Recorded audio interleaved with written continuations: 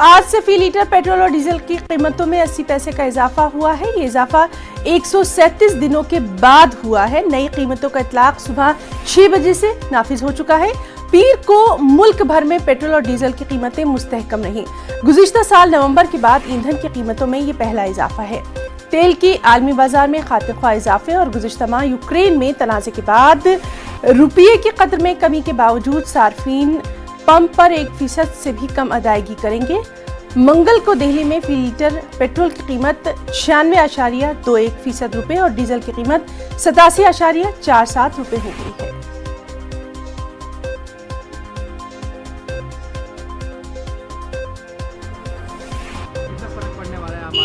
बिल्कुल सर, आम बजट पर बहुत फ़र्क पड़ता है सर। इससे डेली पेट्रोल के जो प्राइस ऊपर बढ़ते जा रहे हैं सर, इसके लिए मिडिल क्लास के बारे में भी कुछ सोचना चाहिए गवर्नमेंट को।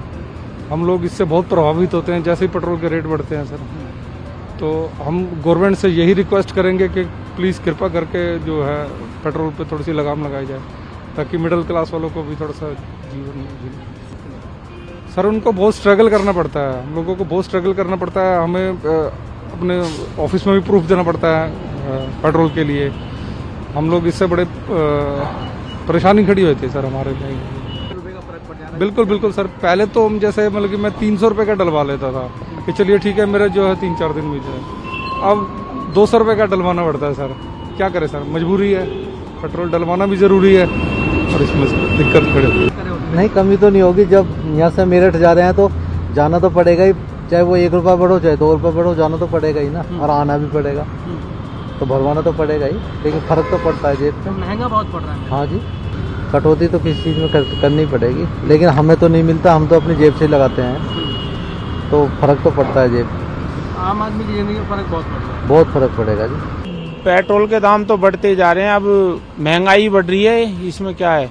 और जो गवर्नमेंट जॉब वगैरह, जो जिसके पास पैसा उसको तो कोई प्रॉब्लम नहीं है। अब हम जैसे बाइक वगैरह लेके निकलते हैं, जिसकी 12,000 रुपये सैलरी है, 10,000 रुपये सैलरी है, कहीं रूम भी कहीं आके बाहर जॉब करते हैं, 4,000 रुपये वो रूम रेंट वाला ले लेता है यार। ड्यूटी जाने के लिए बाइक वगैरह से जाते हैं तो उसमें पेट्रोल के भी दाम बढ़ रहे हैं, तो उसमें घर के लिए क्या बचा पाएंगे? कुछ नहीं बचा पाएंगे। हर चीज़ पे महंगाई बढ़ती जा रही है।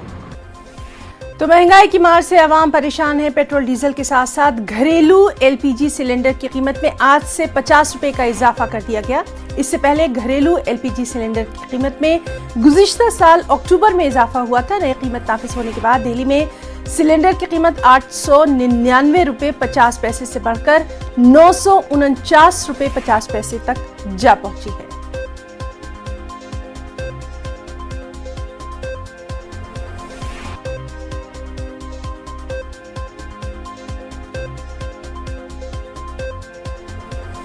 तो नाज़रीन, आपको बता दें कि पेट्रोल के बाद जो एलपीजी गैस सिलेंडर है उसकी कीमत पे भी इजाफा देखा जा रहा है। यानी आम आदमी की जो जेब है उस पर बोझ बढ़ता दिखाई दे रहा है। आपको बताएं कि पिछले साल नवंबर में ये इजाफा जो है वो किया गया था और उसके बाद अब ये इजाफा किया गया है और जो इजाफी कीमत है उनका आज से इतलाक भी हो गया है।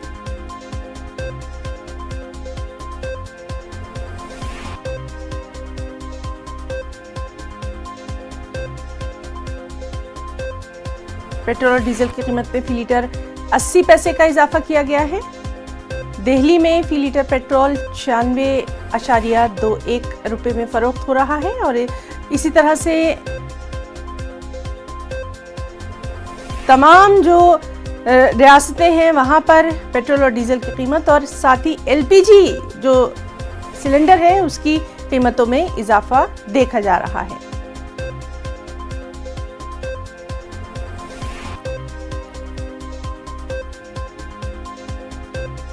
137 दिनों बाद ये इजाफा देखा जा रहा है। गुज़िश्ता साल नवंबर में ये इजाफा हुआ था।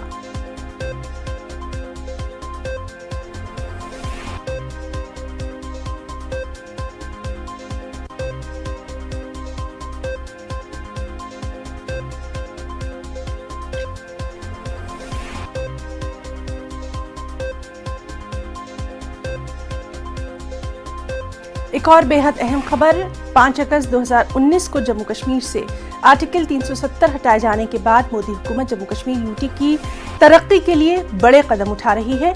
इस सिलसिले में खलीजी ममालिक से 30 से ज्यादा ताजिरों का एक वफ्द तिजारती मौके तलाश करने जम्मू कश्मीर पहुंचा है। जनवरी में जम्मू कश्मीर के लेफ्टिनेंट गवर्नर मनोज सिन्हा के यूएई के दौरे के बाद हाई प्रोफाइल वफ्द उनकी दावत पर श्रीनगर के 4 रोजा दौरे पर है। इसी दौरान इस वफ्द ने पीर को जम्मू कश्मीर के गवर्नर मनोज सिन्हा से खास मुलाकात की। इसके बाद लेफ्टिनेंट गवर्नर ने कहा कि हम जम्मू कश्मीर को सरमायाकारी का सबसे पसंदीदा मुकाम बनाने के लिए पुरअज़्म हैं। सीधे हम रुक करेंगे वहां का। हमारे साथ इस वक्त मौजूद है हमारे साथी शैलेंद्र वांगू। शैलेंद्र, जिस तरह से हम देख रहे हैं कि बेहद अहम जो गल्फ से ये तमाम बिजनेसमैन आए हैं, इनके दौरे को माना जा रहा है एक नई शुरुआत, खास तौर पर तरक्की के लिए। आपसे डिटेल्स तफसीलात चाहेंगे। देखिए, बिल्कुल हिना, ये बहुत महत्वपूर्ण और एक जरूरी दौरा है।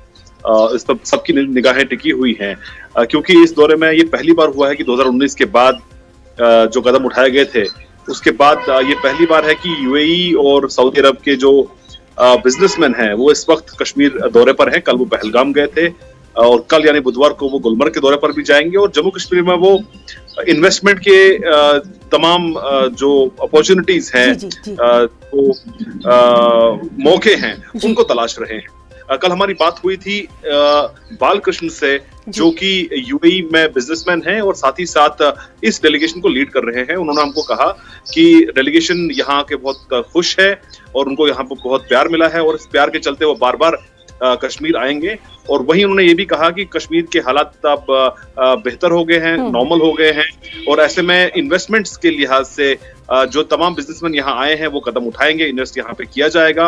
और जो दूसरे सीईओ हैं उनसे भी हमारी बात हुई, अशोक कोटेचा से। उन्होंने हमको बताया कि शुरुआत के तौर पर 500 यूथ जो जम्मू कश्मीर के हैं उनको इमीडिएटली यूएई ले जाया जाएगा, उनको आइडेंटिफाई करके यूएई ले जाया जाएगा और वहां पे उनको तुरंत नौकरी दी जाएगी। यानी कि ये बहुत बड़ी पहल होगी कि 500 स्टूडेंट को शुरुआत के तौर पर वहां पर नौकरी दी जा रही है। इसी बीच हमने ये भी देखा है कि कल एलजी मनोज सिन्हा के साथ भी उनकी बात हुई थी, उनकी मुलाकात डिनर पे कल हुई थी मनोज सिन्हा के साथ, जो तमाम यहाँ पे बिजनेसमैन आए हैं। उस मुलाकात के बाद भी एलजी ने इस बात पर जोर दिया कि जम्मू कश्मीर को एक प्रेफर्ड इन्वेस्टमेंट डेस्टिनेशन के तौर पर वो चाहते हैं कि इसको बनाया जाए। तो जाहिर तौर पर ये काफी इंपॉर्टेंट दौरा है। और आज की अगर हम बात करें तो SCICC के अंदर आज एक अहम बैठक होने वाली है, जिसमें जो लोकल यहाँ बिजनेसमैन है उनकी मुलाकात कराई जाएगी, जो बिजनेसमैन बाहर से आए हुए हैं, विदेशी बिजनेसमैन से। और वहीं ये भी कहा गया है इन बिजनेसमैन के द्वारा यहाँ का माहौल पहले से बेहतर है, ना सिर्फ हॉस्पिटैलिटी बल्कि होटल्स के अंदर भी वो इन्वेस्ट यहाँ पे करना चाहते हैं। और वहीं जम्मू कश्मीर के जो सब्जियां हैं, जो फल हैं, उनको यहाँ से वो एक्सपोर्ट करा के दुबई के, यूएई के सुपरमार्केट से बेचना चाहते हैं। जी शैलेंद्र, तो काफी अहम इस दौरे को माना जा रहा है। शैलेंद्र, आपसे ये भी जानना चाहेंगे, डायरेक्ट फ्लाइट की शुरुआत भी की गई है, उस डायरेक्शन में भी काम हो रहा है और अब जब गल्फ से इतना बड़ा ये एक अहम कदम उठाया जा रहा है, यकीनी तौर पर जो लोकल्स हैं, मकामी लोग हैं, उनके लिए भी ये बहुत खुशाइंद बात है, उनके बेहतर मुस्तकबिल के लिए। उनके क्या कुछ यहाँ पर तासुरात, रिएक्शंस? देखिए, जाहिर तौर पर फिलहाल ये दौरा जो है ये शुरुआती दौरा है। इसके बाद हम उम्मीद करते हैं कि इन्वेस्टमेंट्स यूएई से, सऊदी से और हांगकांग से कुछ डेलीगेशन में है, वहां से इन्वेस्टमेंट्स यहाँ पे आएंगे। कल हमारी बात जम्मू कश्मीर के प्रेसिडेंट सेक्रेटरी से हुई थी, जिन्होंने हमको बताया, रंजन ठाकुर ने हमको बताया कि जो पिछले 75 सालों में इन्वेस्टमेंट जो हुआ वो करीब 15,000 करोड़ का था, लेकिन जो पिछले 1 साल में जो इन्वेस्टमेंट हुआ वो 50,000 करोड़ से ज्यादा है। तो शुरुआत के तौर पर वो हॉस्पिटैलिटी, होटल्स और जो आईटी है वहां पे भी इन्वेस्टमेंट किया। उन्होंने ये भी कहा कि अगर आईटी में इन्वेस्टमेंट होता है तो जाहिर से इस पे न सिर्फ वहां से भारत में पैसा आएगा, इन्वेस्टमेंट आएगा, लेकिन यहाँ पे जो नौकरियां हैं वो भी एकदम से बढ़ेंगी। तो आने वाला वक्त जो है वो सुनहरा जरूर होगा। आपको याद दिला दें कि 5 अगस्त के बाद ये कहा गया था कि जम्मू कश्मीर के हालात सामान्य हो गए और डेवलपमेंट एक बड़ा फोकस रहेगा, डेवलपमेंट पुश रहेगा मोदी सरकार का। तो ऐसे में ये पहला मौका है जहां पर यूएई और सऊदी अरब से जो डेलीगेट्स हैं वो इस वक्त जम्मू कश्मीर में है। और इसके बाद हम उम्मीद कर सकते हैं कि निवेश आना शुरू हो जाएगा और पीएम मोदी भी अगले महीने यहाँ पे आने वाले हैं। और शुरुआत के तौर पर 30,000 करोड़ के इन्वेस्टमेंट्स का वो यहाँ पर नींव भी रखने जा रहे हैं। अगले महीने की 24 तारीख को पीएम मोदी श्रीनगर आएंगे। जी, तो एक बेहद खुशाइंद कदम। बहुत बहुत शुक्रिया शैलेंद्र वांगू आपका तमाम तर तफसीलात पहुंचाने के लिए। तो नाज़रीन, हमारे साथी शैलेंद्र वांगू लगातार वहां पर मौजूद हैं और तमाम तर जो तफसीलात हैं वो हमारे नाज़रीन तक पहुंचा रहे हैं। बेहद अहम खबर से मुतालिक तमाम तर अपडेट हम आपको आगे भी अपने बुलेटिन्स में देते रहेंगे। फिलहाल एक छोटा सा ब्रेक। नाज़रीन, जिस तरह से हमने आपको बताया कि पेट्रोल और डीजल की कीमतों में इजाफा किया गया है, नवंबर के बाद ये पहली बार इजाफा इस साल देखा जा रहा है। साथ ही साथ जो एलपीजी सिलेंडर है उसमें भी इजाफा किया गया। चलिए सीधे रुक करेंगे हमारी साथी प्रीति श्रीवास्तव का, जो कि मौजूद हैं दिल्ली से। प्रीति, आज से दिल्ली में नई कीमतों को लागू कर दिया गया है, क्या कुछ कहना है वहां पर आवाम का, लोगों का?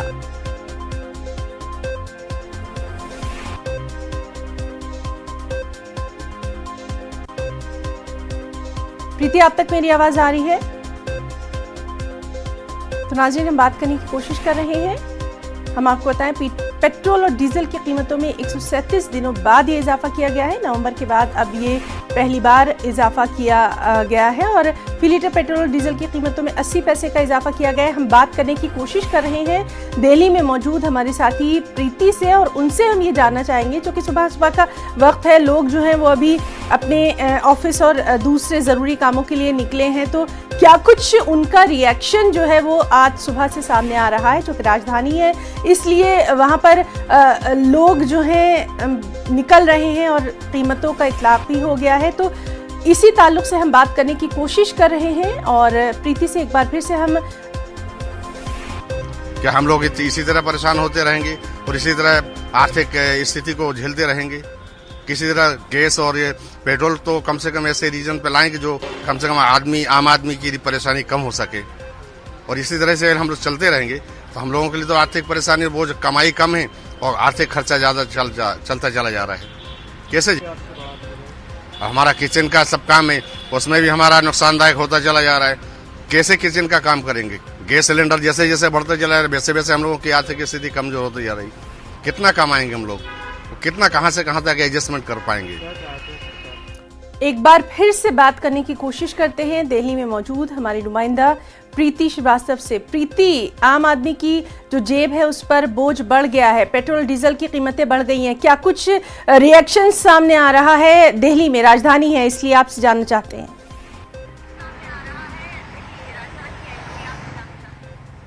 बिल्कुल, मैं आपको बता दूं कि जिस तरीके से पेट्रोल डीजल के जो कीमतें जो हैं वो काफी दिनों के बाद बढ़ी हुई हैं, लेकिन उसके बावजूद यहाँ पर लोगों को काफी दिक्कतों का सामना करना पड़ा है, क्योंकि जिस तरीके से पेट्रोल की जो कीमतें बढ़ती हैं उसके बाद जो आम आदमी का जो बजट है वो पूरी तरीके से बिगड़ जाता है। लोगों का कहना है कि जिस तरीके से पेट्रोल और डीजल की कीमतें लगातार बढ़ती हैं, हालांकि ये इस बार जो बढ़ोतरी हुई है वो 80 पैसे की हुई है, वो काफी दिनों के बाद हुई है, लेकिन उसके बावजूद लोगों का बजट जो है वो काफी बिगड़ जाता है। लोग कह रहे हैं कि पहले जो है वो 500 रुपए के पेट्रोल या डीजल में उनका 3 से 4 दिन चल जाता था, अब वही जो उनको जो है जस्ट दुगना बढ़वाना पड़ता है, यानी कि उनकी जो बजट है वो बिगड़ जाता है। और साथ ही पेट्रोल की कीमतें जिस तरीके से बढ़ रही हैं उसके कारण महंगाई भी बढ़ रही है, क्योंकि ट्रांसपोर्ट का जो चार्जेस है, ट्रांसपोर्ट के चार्जेस बढ़ रहे हैं, जिसके कारण महंगाई बढ़ रही है। और पब्लिक ट्रांसपोर्ट की अगर मैं बात करूं तो पब्लिक ट्रांसपोर्ट भी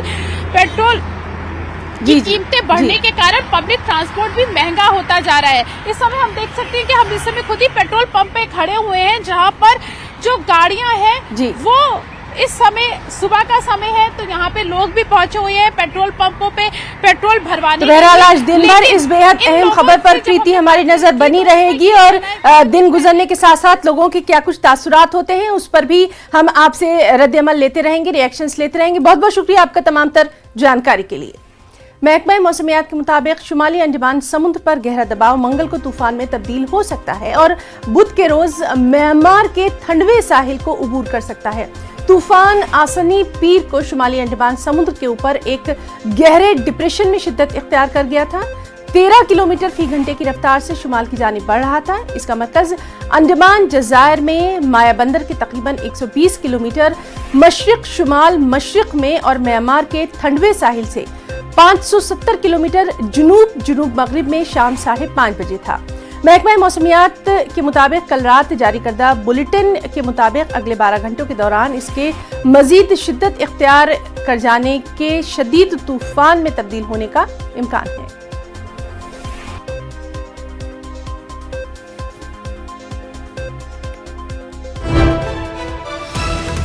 उत्तराखंड से बड़ी खबर आपको दे दें। उत्तराखंड से ये अहम खबर, कल उत्तराखंड के सीएम के तौर पर हलफ लेंगे पुष्कर सिंह धामी।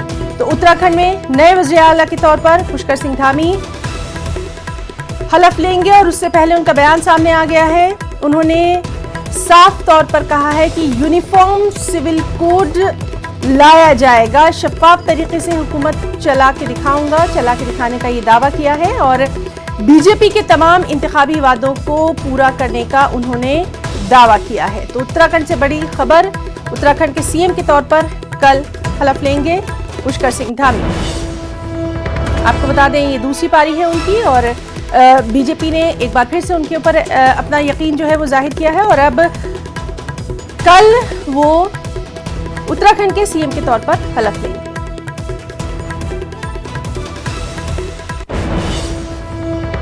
यूक्रेन पर रूसी जारहियत का 27वां दिन हो गया है। खरसून, कीव, खार्किव और मारिपोल में घमासान का रन पड़ा है। इन मुहाज पर रूसी फौज को यूक्रेन की सख्त मज़ाहमत का सामना करना पड़ रहा है। यूक्रेन का दावा है कि उसने रूस को भारी नुकसान पहुंचाया है और मॉस्को प्लान बी पर गौर कर रहा है। वहीं यूक्रेनी सदर वोल्दिमीर ज़ेलेंस्की नेटो के रवैये पर सख्त बरहम है। रूसी जारहियत के आगाज से ही वो नेटो से लगातार सवाल पूछ रहे हैं। ज़ेलेंस्की ने एक बार फिर अपना सवाल दोहराया है। कीव इंडिपेंडेंट के मुताबिक ज़ेलेंस्की ने नेटो से अपना मौक़िफ़ अलायंस में शमूलियत के हवाले से किया है। उन्होंने कहा कि नेटो यूक्रेन को अलायंस में शामिल करे या साफ साफ कह दे, अगर वो यूक्रेन को अलायंस में शामिल नहीं करता तो वो सचमुच रूस से डरता है। हमारे साथ इस वक्त मौजूद हैं प्रोफेसर मोहिबुल हक साहब। हक साहब, आपसे जानना चाहेंगे, जिस तरह से अब हम देख रहे हैं कि जो ज़ेलेंस्की हैं उन्होंने साफ तौर पर कहा है कि नेटो सख्त कार्रवाई करे, सख्त बयानात उनके सामने आ रहे हैं और किस तनाजुर में इसको देखा जाएगा? देखिए, ज़ेलेंस्की ने यानी यूक्रेन ने जब रशिया के खिलाफ एक महाज तैयार करने की कोशिश की नेटो की मदद से, तो उन्हें यह मालूम होना चाहिए था कि मिलिट्री कन्फ्रंटेशन नेटो कभी भी रशियन फेडरेशन से नहीं करेगा। उसकी सबसे बड़ी वजह यह है कि जो नेटो एलाइज हैं बतौर खास, जो यूरोप के एलाइज हैं, वो किसी भी मिलिट्री कन्फ्रंटेशन के लिए तैयार नहीं जी। ऐसी हालत में यूक्रेन को अपनी ताकत पे ही ये रशिया के खिलाफ मज़ाहमत की कोशिश करनी चाहिए थी। नेटो की मदद, कम अज कम मिलिट्री मदद, किसी भी सूरत में रशियन फेडरेशन के खिलाफ नहीं आने वाली जी। और सर, आपसे ये भी जानना चाहेंगे, जो बाइडेन ने हिंदुस्तान के रवैये पर अपनी सख्त नाराजगी का इजहार किया और साफ तौर पर उन्होंने नागवारी का इजहार किया है, इसको हम किस तरह से देखेंगे? देखिए, हिंदुस्तान एक ऐसा मुल्क है कि India is a power to reckon with. अगर चाइना को काउंटर, आजकल पूरे अमेरिका का कंसंट्रेशन चाइना पे है और चाइना को काउंटर बैलेंस करने के लिए, जिसे ऑफ शोर बैलेंसिंग कहते हैं जी, हिंदुस्तान सबसे अहम मुल्क है जी। जाहिर सी बात है, क्वाड कंट्रीज की बात जब वो कर रहे हैं कि ऑस्ट्रेलिया और जापान जिस तरह से मजबूती के साथ अमेरिका के साथ खड़े हुए हैं, उस तरह से हिंदुस्तान नहीं खड़े हुआ है, बल्कि उन्होंने बहुत ही एक गार्डेड स्टेटमेंट जो वर्ड यूज किया वो शेकी कहा। तो जाहिर सी बात है, हिंदुस्तान उस तरह का एलाई नहीं है यूनाइटेड स्टेट्स ऑफ अमेरिका का, और हिंदुस्तान अपने नेशनल इंटरेस्ट को ज्यादा अहमियत देता है। हम जानते हैं कि हमारे 70-80% जो वेपन्स हैं वो हम रशिया से बाई करते हैं। हमें मिलिट्री हार्डवेयर की जरूरत रहती है, उनको मेंटेन करना रहता है। तो हम ऑल आउट होकर के रशिया के खिलाफ मैदान जंग में नहीं कूद पड़ेंगे या अमेरिका के साथ खड़े नहीं हो जाएंगे, बल्कि हम खुद बैलेंस करने की कोशिश कर रहे हैं। रशिया हमारा एक रिलायबल पार्टनर रहा है, हिंदुस्तान का एक रिलायबल पार्टनर रहा है बरसों से जी। तो एक जो अमेरिका जो यानी पाकिस्तान के साथ अलायंस में था कुछ दिनों पहले तक, अब उस अमेरिका के लिए हम रशिया से बाज़ाब्ता एक महादाराई करने, ये हिंदुस्तान के इंटरेस्ट में कभी नहीं है। तो मैं ये समझता हूँ कि अमेरिका इस बात को समझता है और इसलिए बहुत ही गार्डेड उन्होंने लफ्ज यूज किया, शेकी, यानी जापान और ऑस्ट्रेलिया की तरह हम अमेरिका के साथ नहीं खड़े हुए। जी बिल्कुल। और मुहिबुल हक साहब, ये तो रही कि किस तरह से मुमालिक के साथ ताल्लुकात की बात। अब हम इस जंग के ताल्लुक से भी आपसे जानना चाहेंगे, चूँकि हम देख रहे हैं कि 27 दिन में दाखिल हो चुकी है। इतनी लंबी ये लड़ाई हो जाएगी ये किसी ने नहीं सोचा था, और 27 दिन हो गए हैं, लेकिन बहुत बरस जो है अब इस पूरे तमाम जो नुकसान हुआ है उसको देखने में लग जाएगा। दूरस्थ नताइज जो है वो इसके आपसे जानना चाहेंगे। देखिए, आजकल जो वॉरफेयर है वो काफी तब्दील हो चुकी है। अब कोई बहुत मिलिटरी पावरफुल कंट्री भी हो, आप मिसाल के तौर पे अफगानिस्तान में देखें, अमेरिका का ऑपरेशन बरसों जारी रहा, यानी 91 के बाद से जो पूरा एक involvement United states of America का रहा, और उसके बावजूद अमेरिका को अफगानिस्तान छोड़कर जिसे कहते हैं एक डिग्निफाइड एग्जिट लेनी पड़ी। जी सिमिलरली अगर आप देखें 10 साल तक सोवियत यूनियन, रशियन फेडरेशन नहीं बल्कि सोवियत यूनियन अफगानिस्तान में रहा और उसे एक डिग्निफाइड एग्जिट की कोशिश करनी पड़ी। इसी तरह से अगर आप देखें तो यूक्रेन में रशिया एक इन्वेडिंग कंट्री है। जी मुहिबुल हक साहब, लगातार इस अहम मौजू पर हम आपसे आगे भी बातचीत जारी रखेंगे, और बहुत बहुत शुक्रिया आपका फिलहाल के लिए अदा करना चाहेंगे। तो नाज़रीन, प्रोफेसर मुहिबुल हक साहब जिनसे लगातार हम इस अहम मामले पर बातचीत कर रहे हैं। आज की ताज़ा खबर में फिलहाल इतना ही। हमारी पूरी टीम को दे इजाज़त। आदाब।